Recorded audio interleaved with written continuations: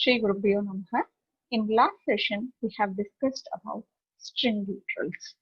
Today, in this session, we'll discuss about numeric literals. In numeric literals, we have the following types. Integer or integers, which is nothing but whole numbers, float, real values, complex numbers. There are three types of integer literals. The decimal integer literal, a whole number which is represented either in a positive or negative form. That is, it should not contain any decimal point. Only whole number should be represented. Octal integer literals with a base value of 8. A sequence of digits starting with 0 followed by the letter O is taken as an octal integer literals.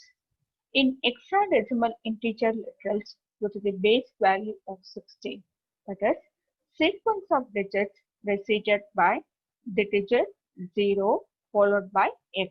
X may be in small letters or in capital letters, is a hexadecimal integer literals.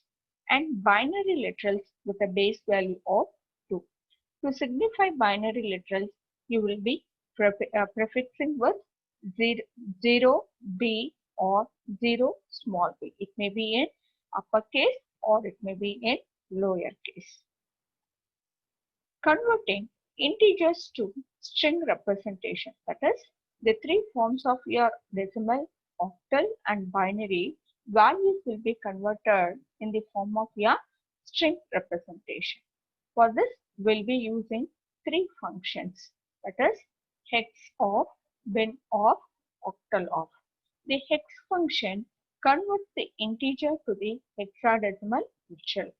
Bin function converts the integer to the binary string. Octal function returns which means it converts the integer to the octal string.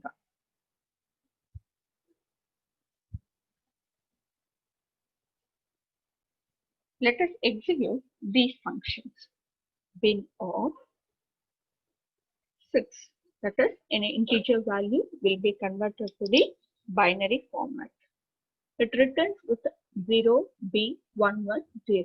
0B indicates the binary value. 110 indicates the integer value converted to binary value. OCT, that is octal value with 6. Right? So 0 O represents for the octal representation. When we convert octal value of 6, it will be converted to the string as a 6. Hex of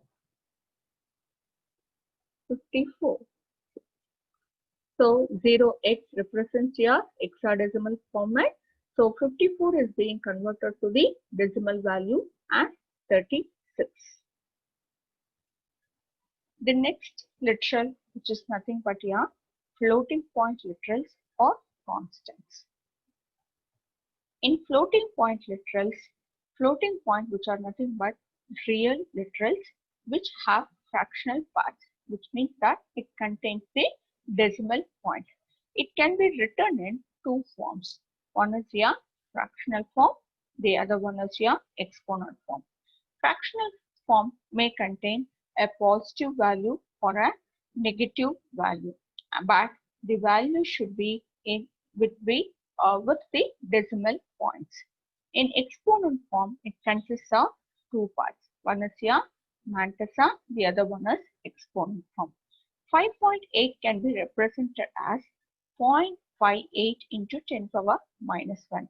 So it can be written as 0.58 E01. This E can be in capital letter or in small letter. The mantissa, that is 0.58, is represented as your mantissa part. After E01 is represented as your exponent form. The mantissa part should always contain a decimal point. It may be 5 point before your value or in between your value.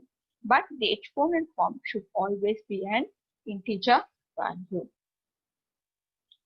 The next is your Boolean literals. Boolean literals. A Boolean in Python is used to represent the Boolean values, either it is a true or false.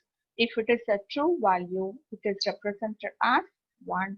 If it is a false value, it is represented as 0. The other literal, which we call it as a special literal, or we can call it as none. This special literal is used to indicate the absence of a value. If a particular variable is not being provided with a value, we call the value is absent over there. So this none literal will be used in that case. So for example, val equal to none.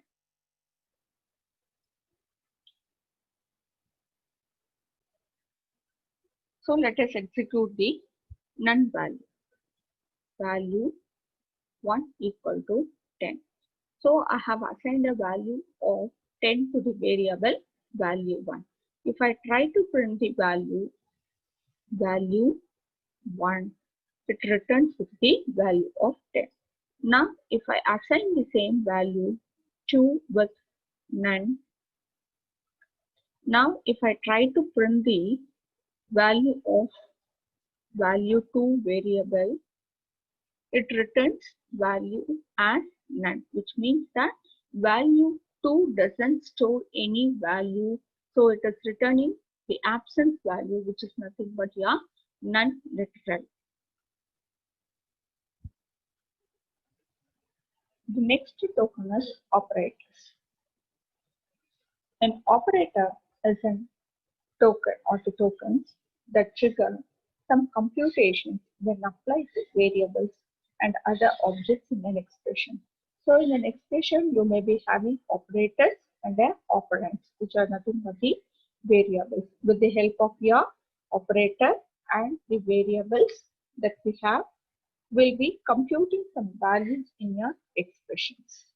We have many operators like binary operators and unary operators. Those operators will be discussed in detail in the coming chapters. The next token, which is called as your punctuators.